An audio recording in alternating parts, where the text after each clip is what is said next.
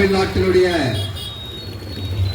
நதிநீர் உரிமை காப்போம், கச்சத்தீவை மீட்போம் என வலியுறுத்தி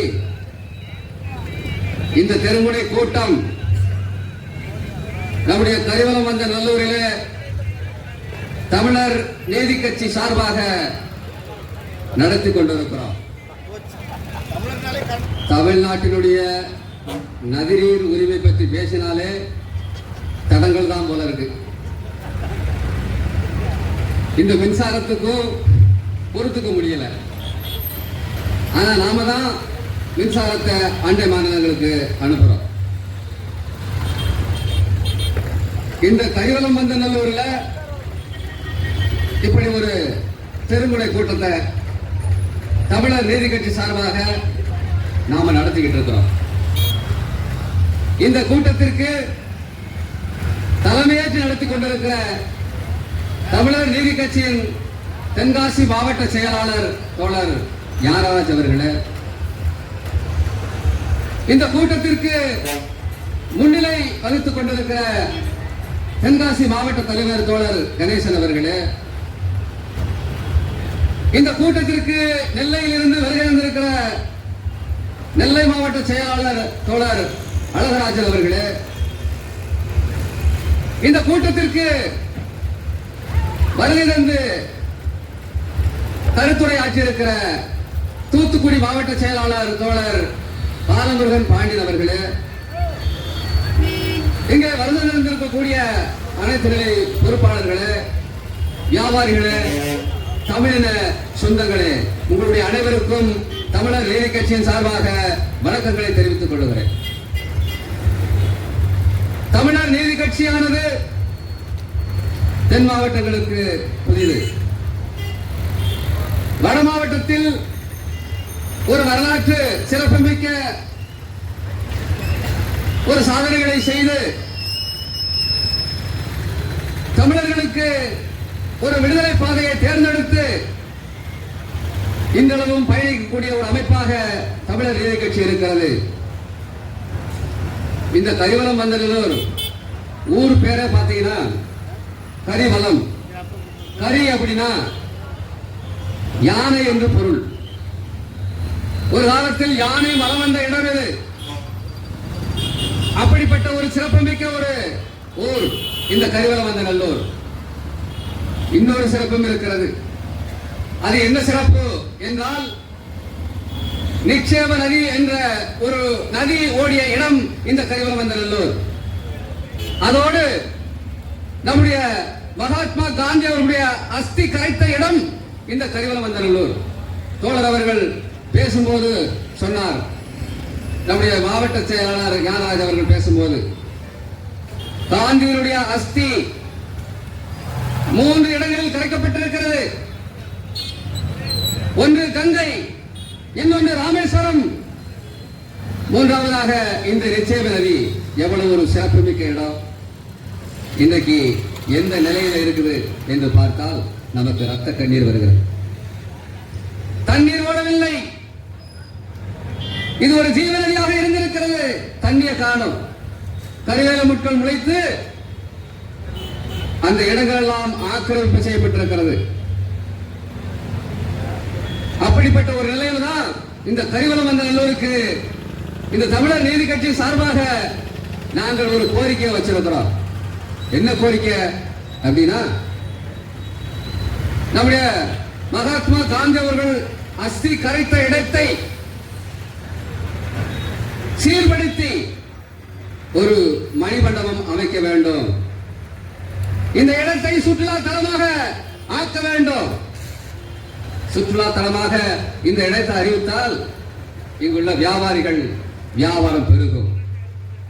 எங்கிருந்தெல்லாம் பல மாநிலங்களிலிருந்து காந்தியினுடைய அஸ்தி கரைத்த இடத்தை பார்ப்பதற்கு வருவார்கள்.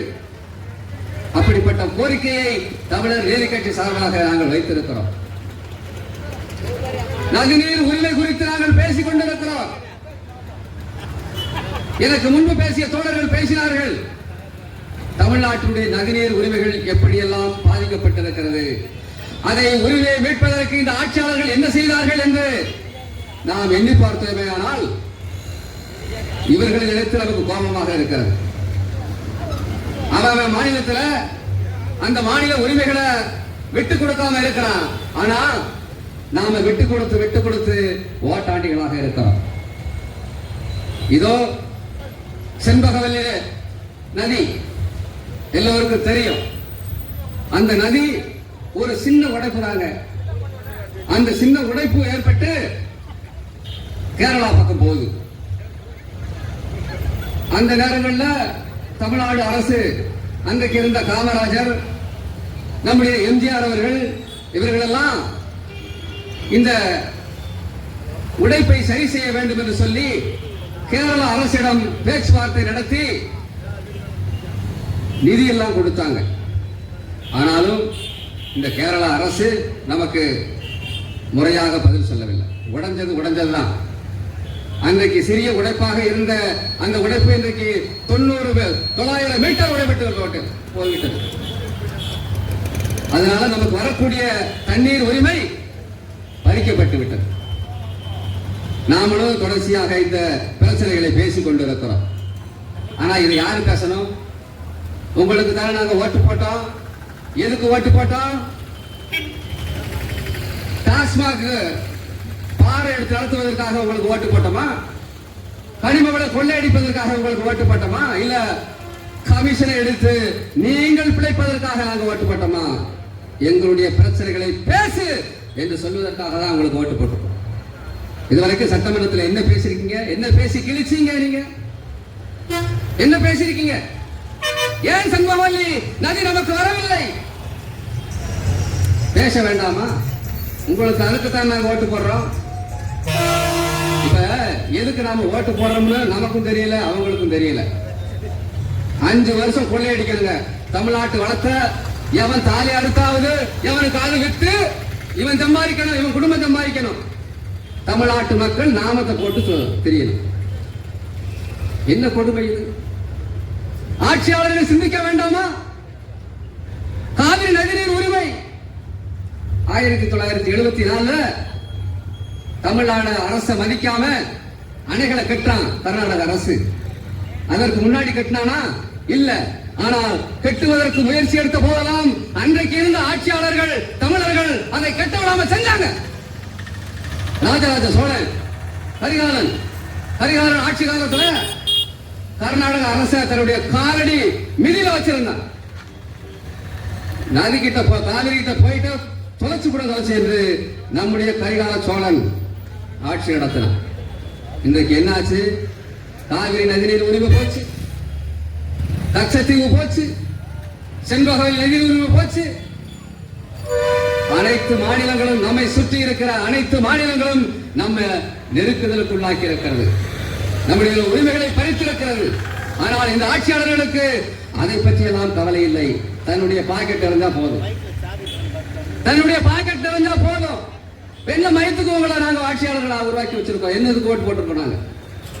மக்கள் சிந்திக்க வேண்டும். இன்னும் வரக்கூடிய காலங்களில் யார் நமக்காக நிற்பார்கள், யார் நமக்காக கத்திக் கொண்டிருக்கிறார்கள் என்று மக்கள் சிந்திக்க வேண்டும்.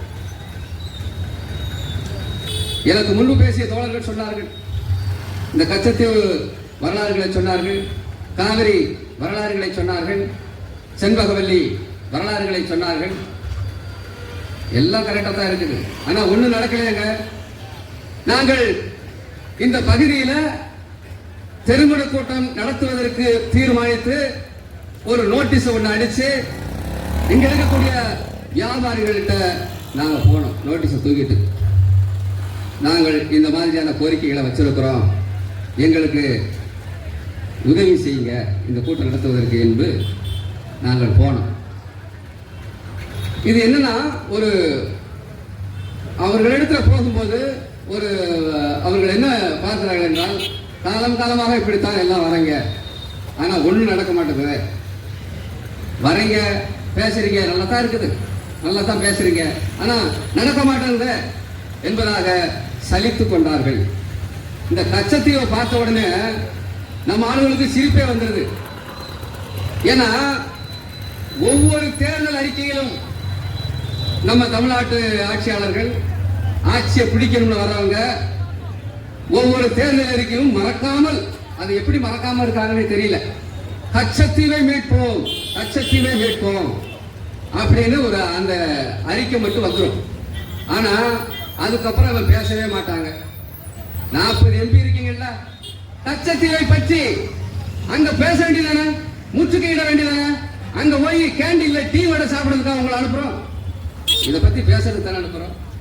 எங்களுடைய உரிமைகளை பற்றி பேசுவதற்கு தானே உங்களை ஓட்டு போட்டு நாங்கள் அனுப்புகிறோம். ஆனா அங்க போய் என்ன பண்றீங்க? டெல்லி தாஜ்மஹாலை சுற்றி பார்ப்பது,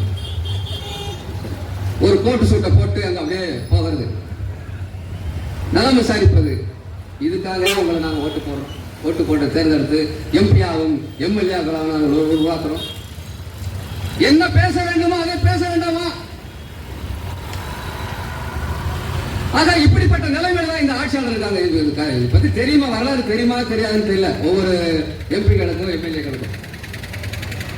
இங்க கூடக்கண்ணில ஒரு எம்பி இருக்காங்க, ஸ்ரீகுமார். இவங்க போய் அங்க என்ன பண்றாங்க, சட்டமன்றத்தில் அந்த நாடாளுமன்றத்தில் போய் உரையாற்றுறாங்க.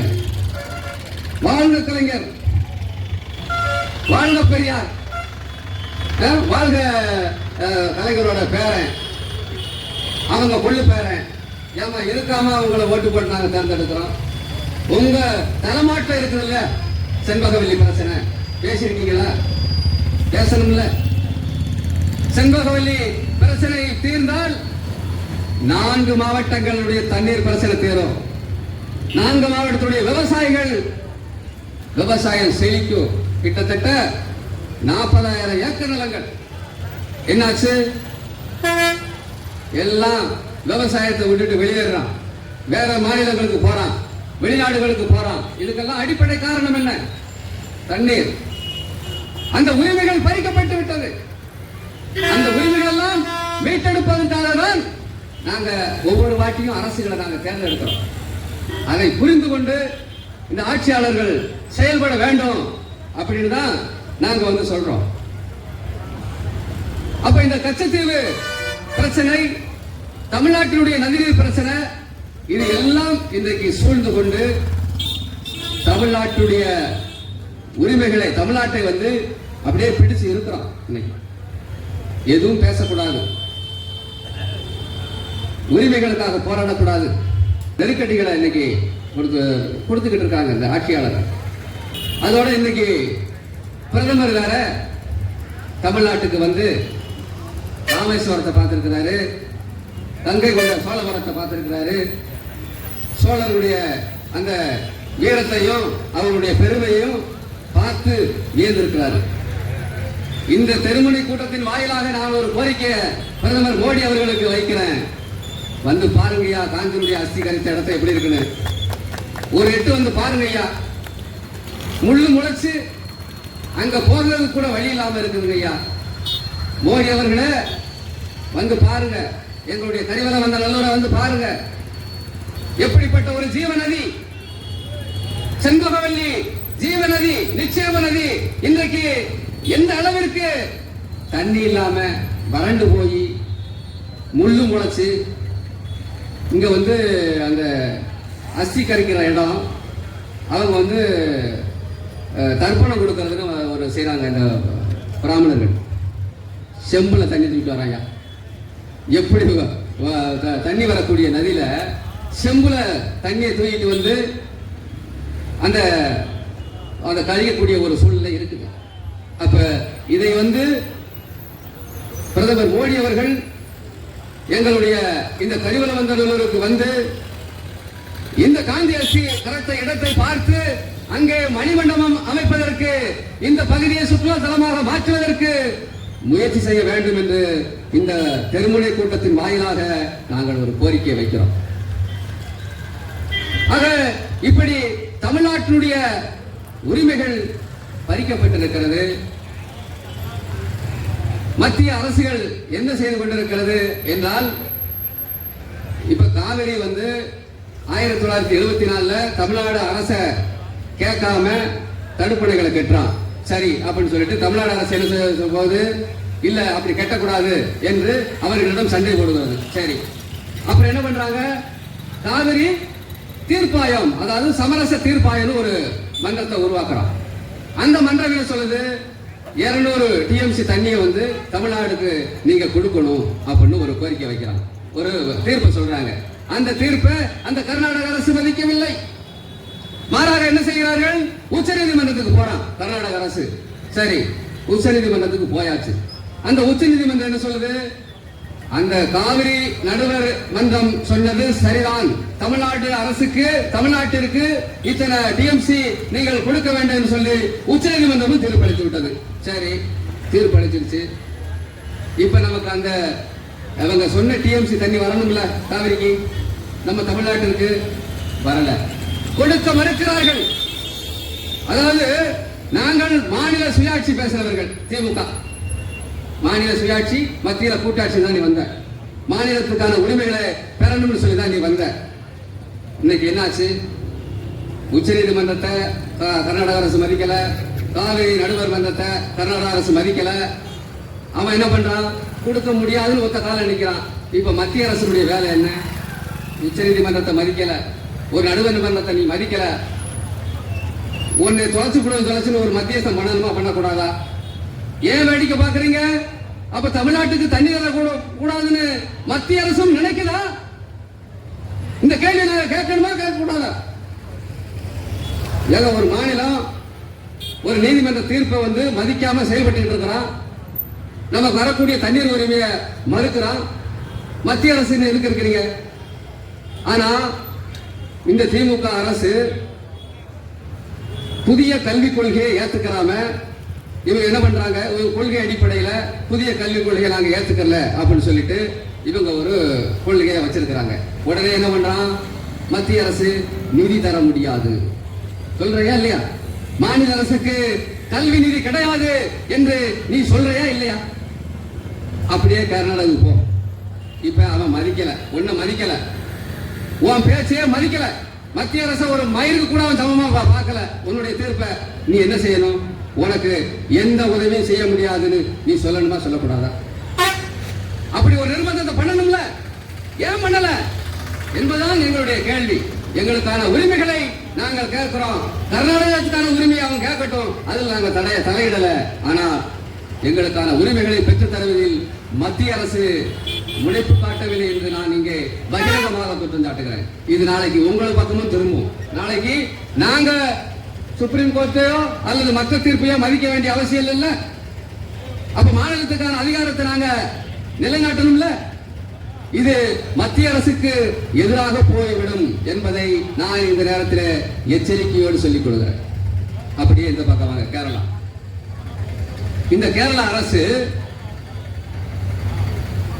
நீதிமன்றம் வரைக்கும் நம்ம போயாச்சு. எதுக்கு? செண்பகவல்லிய உரிமையை பெறுவதற்கு நீதிமன்றம் வரைக்கும் போய் நீதிமன்ற தீர்ப்பு கொடுத்தாலும் இவன் மதிக்க மாட்டேன்றான். ஒரு பக்கம் கர்நாடக அரசு காவிரியை மதிக்க மாட்டேன்றான், ஒரு பக்கம் கேரளா அரசு மதிக்க மாட்டேன்றான். ஆனால் கர்நாடகாவிற்கு இங்கிருந்து மின்சாரம் போகிறது, நல்லா புரிஞ்சுக்குங்க. இந்த கேரளாவிற்கு இங்கிருந்து காய்கறிகள் போகிறது, ஆனா தண்ணி மட்டும் கொடுக்க மாட்டாங்க. அதை விட கொடுமை என்னன்னா, இங்க இருந்து நம்முடைய கனிமவளம் போகிறது. கற்களை வெட்டி எடுத்து கேரளாவுக்கு அனுப்புகிறார்கள். தண்ணி தர மறுக்கிற இந்த கேரளாவுக்கு இங்கிருந்து கல்லு போகுது. நம்முடைய வளம் இல்லையா இது? தமிழர்கள் காலங்காலமாக பாதுகாத்து வைத்த இந்த கனிம வளத்தை கேரளாவுக்கு வெட்டி கொடுப்பதற்கு எப்படி உங்களுக்கு மனம் வருகிறது?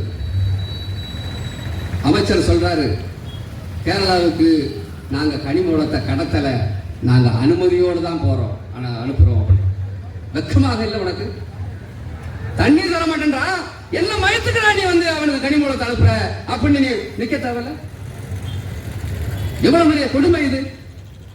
இங்கிருந்து போகிறது, எங்கிருந்து? ரேணுகா புலிமட்டில் இருந்து போகிறது கேரளா அரசுக்கு. பனையூர் ரோட்ல கிட்டத்தட்ட 100 ஏக்கர் நிலக்கல் மேல வாங்கி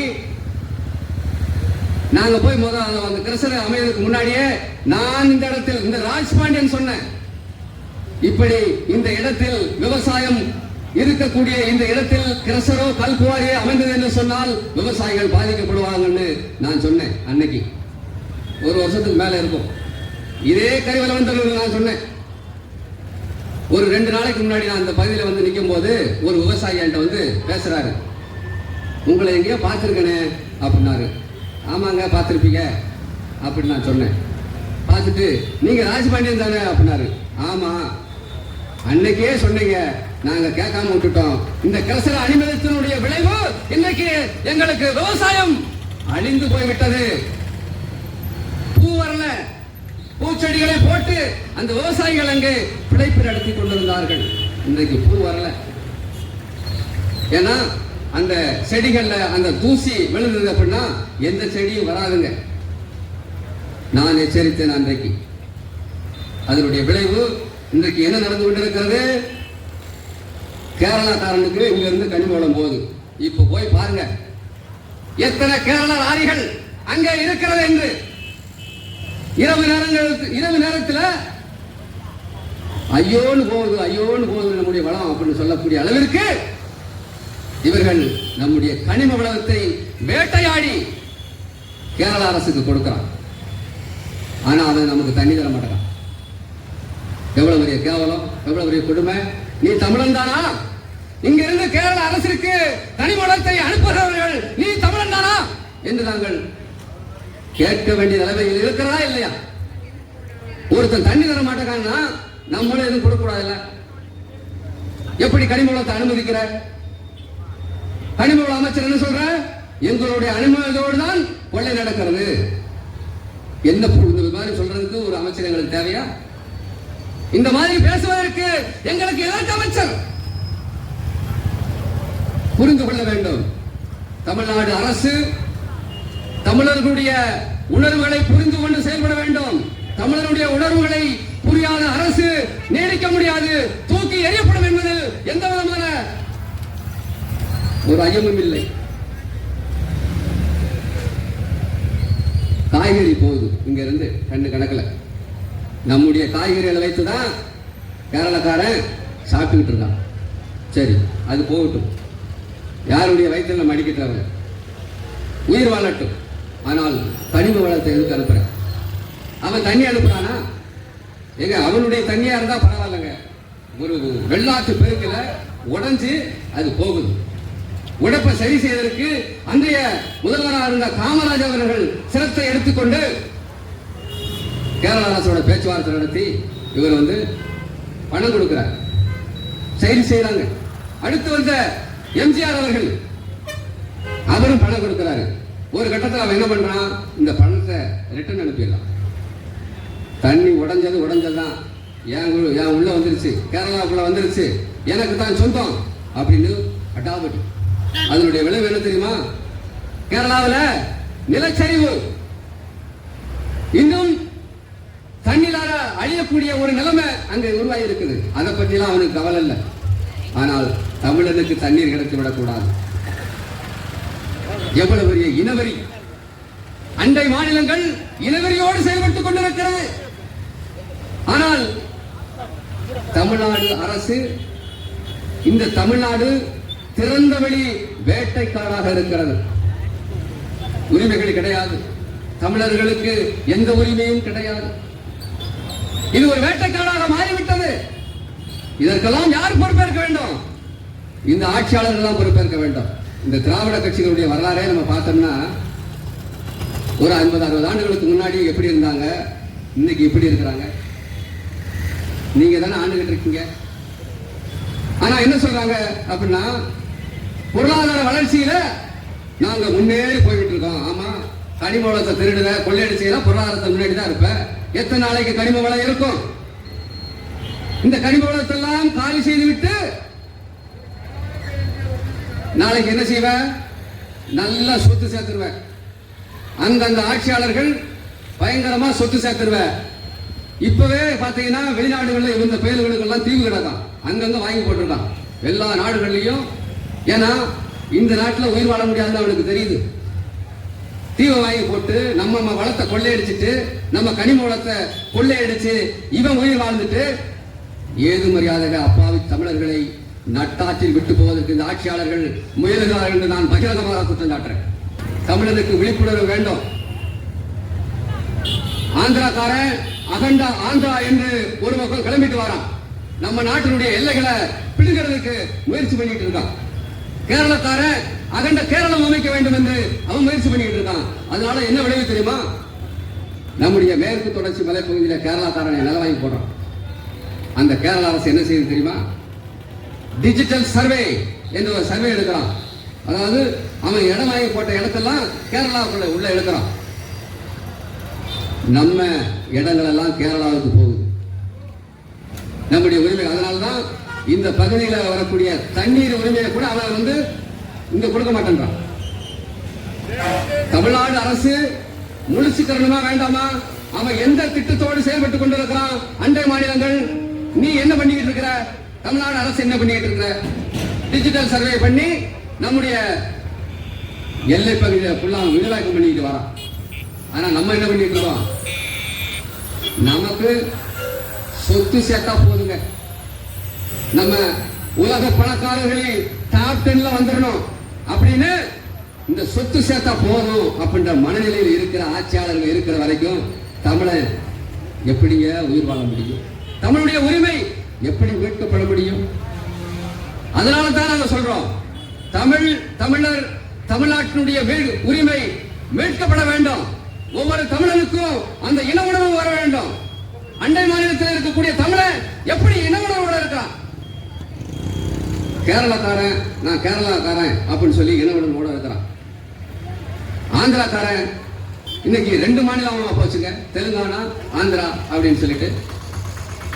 ஒரு செம்மரக்கட்டை அங்க இருந்து கடத்துகிறார் என்று சொல்லி தமிழர்களை சுட்டுக் கொள்ளக்கூடிய அளவிற்கு அவனுக்குரிய இளவரி இருக்கிறது தெலுங்கர்களுக்கு. இங்க கேரளா நம்முடைய பாரஸ்டுக்குள்ளே போக முடியாது. எங்க வந்து வச்சிருக்கான் தலையணையில, தலையணை நம்ம இடம், அங்க குளிக்க போக முடியாதுங்க. நம்ம அந்த அளவிற்கு நம்முடைய இடத்துல அவன் ஒரு அலுவலகத்தை கட்டி நம்ம செண்பகவல்லி அணிய பார்வையிடக்கூடாதுன்னு சொல்லி அவன் திமிர்த்தல் பண்ணிக்கிட்டு இருக்கான். இதையெல்லாம் நாம் வேடிக்கை பார்த்து கொண்டிருந்தால் நாளைய தலைமுறை நம்மளை மன்னிக்குமா? நாளைய தமிழர் நம்மளை காரி துப்பாதா? இவ்வளவு உரிமைகளையும் இழந்து என்ன மயத்துக்களா உயிர் வாழ்ற அப்படின்னு சொல்லி நம்முடைய தலைமுறை நம்மளை கேட்குமா கேட்காதா? இன்றைக்கே விழித்துக் கொள்ள வேண்டும். கேரள அரசு அடாவடி செய்கிறது. செண்பகவல்லி நதிநீர் உரிமையை தமிழ்நாடு அரசு பேச்சுவார்த்தை நடத்தி மீட்க வேண்டும். தமிழ்நாட்டு முதலமைச்சர் மு.க. ஸ்டாலின் அவர்களுக்கு நான் இந்த திருமுனை கூட்டத்தின் வாயிலாக ஒரு கோரிக்கை வைக்கிறேன். கூடிய விரைவில் கேரள அரசுடன் செண்பகவல்லி நதிநீர் உரிமை குறித்து பேச்சுவார்த்தை நடத்துவதற்கு நீங்கள் அவர்களிடம் ஒரு கோரிக்கை வைக்கணும். உங்கள் கோரிக்கைக்கு செவி சாய்க்கவில்லை என்று சொன்னால் உங்கள் பின்னால் தமிழ்நாடு தமிழகம் அனைத்தும் நிற்கும் என்பதை இந்த நேரத்தில் நான் சொல்லிக்கொள்ள விரும்புகிறேன். எங்களுடைய முதல்வர் ஒரு கோரிக்கை வைத்து அந்த கோரிக்கையை கேரள அரசு மறுக்கும் என்று சொன்னால் தமிழ்நாடு அவர் பின்னால் நிற்கும் என்பதை இந்த நேரத்தில் நான் எச்சரிக்கையோடு சொல்லிக்கொள்ள விரும்புகிறேன். கூடிய விரைவில் இந்த பேச்சுவார்த்தையை நடத்தி செண்பகவல்லியில் தண்ணீரை கொண்டு வர வேண்டும் இந்த தமிழ்நாடு அரசு. தண்ணீரை கொண்டு வரும் வரையில் தமிழர் நீதி கட்சி ஓயாது என்பதை இந்த நேரத்தில் நான் சொல்லிக்கொள்ள விரும்புகிறேன். எவ்வளவு பெரிய வரலாற்று சிறப்பு இடம் இது. கரிவலவந்தநல்லூர் பாண்டிய மன்னன் கெட்டிருக்காம இருந்த கோயில், மிகப்பெரிய கோயில். எவ்வளவு பெரிய வரலாற்றுக்கு சொந்தமான ஒரு இடம், ஒரு சுற்றுலா தலமாக ஆக்கக்கூடிய இந்த இடத்தை எப்படி வைத்திருக்கிறார்கள்? உலக நாடுகள்லாம் பார்வையிடணுமா பார்வையிடக்கூடாதா? நம்முடைய மொழியை சிதைக்கிறார்கள். நாங்கெல்லாம் இந்த கடைக்கு போய் இந்த நோட்டீஸை கொடுக்கும் போது அந்த கடையில பேனரை நாங்க பார்ப்போம். முதல்ல அந்த பேனர்கள்ல ஆங்கிலத்தில் எழுதியிருக்கும். அப்ப நாங்க சொல்லுவோம், முடிந்த அளவு தமிழ்ல எழுதி போடுங்க. ஏன்னா தமிழ் மொழி சிதைக்கப்பட்டு வருகிறது. மொழி சிதைவு ஏற்பட்டால் இனம் அழிவுக்கு உண்டாகும். மொழிதான் நம்முடைய அடிப்படை. ஒரு மொழியிலிருந்து தான் அந்த மொழியை பாதுகாத்தா தான் அந்த இனத்தை பாதுகாக்க முடியும். மொழி அழிச்சாச்சுன்னா அந்த இனமே இருக்காது. அப்படி ஆயிரக்கணக்கான மொழிகள் அழிந்திருக்கிறது, அதோடு ஆயிரக்கணக்கான இனமும் அழிந்திருக்கிறது. அதனால்தான் தமிழ் மொழியை பாதுகாக்க வேண்டும் என்று நாங்கள்லாம் தொடர்ச்சியாக சொல்லிட்டு இருக்கோம். ஒரு மொழி கொள்கை தான் வேணும். இன்றைக்கு மத்திய அரசு என்ன சொல்லுகிறது? 3 மொழி கொள்கையை அமல்படுத்துவதற்கு முயற்சி செய்து கொண்டிருக்கிறது. 3 மொழி கொள்கையெல்லாம் தமிழ்நாட்டில் செல்லுபடியாகாது என்பதை நான் சொல்லிக் கொள்ள விரும்புகிறேன். தமிழர் நீதி கட்சி ஒருபோதும் இதை அனுமதிக்காது. ஒரு மொழி கொள்கை தான், அது தமிழ் மொழி கொள்கை தான். வேற மாநிலத்தினுடைய சேட்டையை வச்சுக்கோ. இந்தி என்பது ஒரு 500 ஆண்டு கூட கிடையாது. அதே போல மலையாளம் 500 ஆண்டு. நமக்கு பின்னாடி பிறந்த மொழி தெலுங்கு. ஆனால் உலக மொழிகளுக்கெல்லாம் தாய்மொழியானது தமிழ். இதோ இந்த பிரக்கடையாம்பட்டின்ற ஊர் இருக்கு, கோமதிமுத்துபுரம். அங்கதான் நம்முடைய தமிழ் தாத்தா தேவனைய பாவாணர் பிறந்த ஊர் அது. தமிழை மீட்டுருவாக்கம் செய்தவர் 2ஆம் தொல்காப்பியர் பிறந்த ஊர் இங்க இருக்கு. அதனால்தான் நாங்க சொல்றோம், தமிழ் சமஸ்கிருதத்தாலும் ஆங்கிலத்தாலும் அழியக்கூடிய நிலைமையில் இருந்ததை மீட்டுருவாக்கம் செய்தவர் நம்முடைய தேவனைய பாவாணர் என்பதை நாம் மறந்துவிடக் கூடாது. அதனால்தான் சொல்றோம், தமிழ் மொழிக்குள்ள பிற மொழி உள்ள கலப்பு ஏற்பட்டது என்று சொன்னால் இனம் அழிந்து போகும். கலப்பு ஏற்பட்டுவிடும். கலப்புகளை நம்ம காலி செஞ்சிடணும். கலப்புகள் இருக்கக்கூடாது, பிற மொழி கலப்புகள் இருக்கக்கூடாது. அதனால்தான் ஒரு மொழி கொள்கை என்று நாங்கள் சொல்லுகிறோம். ஆரம்ப கல்வி முதல் ஆராய்ச்சி கல்வி வரை தமிழே இருக்க வேண்டும். அவன் சொந்த மொழியில படிச்சாதான் அறிவு வரும், சிந்திப்பான். ஆராய்ச்சியாளர்கள் உருவாவார்கள், புதிய புதிய கண்டுபிடிப்புகள் உருவாகும். புதிய புதிய கண்டுபிடிப்புகள் எல்லாம் உருவாக்கியவர்கள் வேற்று மொழியில் படித்தவர்கள் அல்ல, அவர்களுடைய சொந்த தாய்மொழியில் படித்தவர்கள் என்பதை நாம் உணர வேண்டும். சொந்த தாய்மொழியில படிச்சாதான் நமக்கு அறிவு சிந்தனைகள் வளரும். 2 மொழி கொள்கை, 3 மொழி கொள்கை, முதலில் இந்த 2 மொழிகள் கொள்கையை இந்த திராவிட கட்சிகள் ஏற்றுக்கொண்டதே தவறு. அதை திருத்தி ஒரு மொழி கொள்கையாக அறிவிக்க முன்வர வேண்டும். மொழி என்பது ஈஸியா நம்ம கத்துக்கலாம். உதாரணத்துக்கு இங்க இருந்து வெளிநாடுகளுக்கு போறாங்க, கொஞ்ச நாள்லயே அந்த மொழியை கத்துக்கிறாங்க. இங்க இருந்து ஓட்டுநர்கள், லாரி ஓட்டுநர்கள் போறாங்க, டெல்லி வரைக்கும் போறாங்க, அந்தந்த மாநிலத்தில் இருக்கக்கூடிய மொழிகளை ஈஸியா கத்துக்கிறாங்க. மொழியை கற்றுக்கொள்வது பெரிய விஷயம் எல்லாம் கிடையாது. ஆனால் தமிழ்நாட்டினுடைய உரிமைகளை பாதுகாக்க வேண்டும் என்று சொன்னால், தமிழினத்தை பாதுகாக்க வேண்டும் என்று சொன்னால் ஒரு மொழி கொள்கை தான் வேண்டும். இதை ஒவ்வொரு தமிழனும் உணர வேண்டும். மொழியை நம்ம இழந்துட்டோம் அப்படின்னா நம்ம அன்னத்தையும் இழந்து விடுவோம். அதனாலதான் சூடு சொன்ன ஏன் தமிழனுக்கு வரல தெரியுமா? இப்ப ஒவ்வொரு பிரச்சனை நடக்கும் போதும் அவன் எந்த சாதி, ஒரு கொலை நடந்திருக்கும், ஒரு படுகொலை நடந்திருக்கும், அவன் என்ன சாதி, நம்மாளான்னு பாரு. சாதியாக பிரித்து வைத்திருக்கிறார்கள் தமிழர்களை. அதனால்தான் நாம் என்ன சொல்றோம்? சாதியை மறுப்போம், தமிழர்களாக வாழ்வோம். ஒரு சாதி ஒரு இனம் அல்ல. ஒரு சாதி என்பது ஒரு சாதியால் எதையுமே சாதிக்க முடியாது. எல்லாரும் சேர்ந்தாத்தான், எல்லாரும் கைதட்டினாத்தான் ஓசை கிடைக்கும். அதனால சாதி ரீதியாக நம்மளை பிரித்து வைத்திருக்கிறார்கள். அந்த சாதியத்தை கடந்து நாம் தமிழர்களாக வேண்டும். அப்படி தமிழனா வந்தாதான் இந்த உரிமைகளை பற்றி பேச முடியும். இல்லைன்னா என் சாதிக்கு எத்தனை சதவீத இடஒதுக்கீடு கொடுப்ப, என் சாதிக்காரனுக்கு நீ என்ன சலுகை கொடுப்ப, என் சாதிக்காரனை இப்படி நீ வச்சுட்டிய, என்னுடைய சாதிக்கு அநீதி நடந்திருக்கிறது என்பதாக ஒரு சாதிய வட்டத்துக்குள்ளே நாம சுருங்கி போவோம். வேற என்ன பண்ணுவான்? அண்டை மாநிலத்துக்காரெல்லாம் வந்து நம்ம ஊர்ல இடம் வாங்கி அவன் மாநிலம் ஆக்கிடுவான். தண்ணீர் உரிமை பத்தி நம்ம பேச மாட்டோம். இது வரைக்கும் யாராவது பேசியிருக்காங்களா தண்ணீர் உரிமை பத்தி? இல்ல. ஏன்? நமக்கு தான் சாதி சண்டை போடுறதுலே இங்க நேரம் சரியா போயிடுற. இந்த சாதிக்காரனை பத்தி பேசுறது, அந்த சாதிக்காரனை பத்தி பேசுறது. இந்த விஷயங்களை தமிழர்கள் உணர வேண்டும். நமக்குள்ள நடக்கக்கூடிய சாதி சண்டைகள் தான் இங்கே மிகப்பெரிய சூழ்ச்சி நடக்கிறது. இந்த சாதி சண்டைகளை பயன்படுத்தி நம்முடைய கனிம வளத்தை கொள்ளையடிக்கிறார்கள். கனிம வளத்தை கொள்ளையடிக்கிறவன் அவன் கொள்ளக்காரன் தானே. நம்ம சாதிக்காரன் அங்க கனிம வளத்தை கொள்ளையடிக்கிறான், அவன்கிட்ட போகாத, அவனை பத்தி பெட்டிஷன் போடாத என்றால் கொள்ளை தானே. எந்த சாதிக்காரன் கொள்ளையடித்தாலும் கொள்ளைதானது.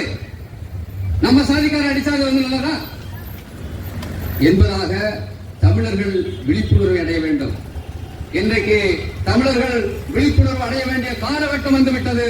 ஏனென்றால் தமிழின உரிமைகள் அனைத்தும் நசுக்கப்படுகிறது. அதனால்தான் இந்த தமிழர் நீதி கட்சியானது ஒவ்வொரு ஊர்லயும் போய் நாங்க இந்த தெருமுனை கூட்டம் விழிப்புணர்வு பிரச்சாரங்களை நாங்க பண்ணிக்கிட்டு இருக்கோம். தமிழர் நீதி கட்சியானது தமிழ்நாட்டிற்கு புதிய அமைப்பு அல்ல, ஏற்கனவே இருக்கக்கூடிய அமைப்பு தான்.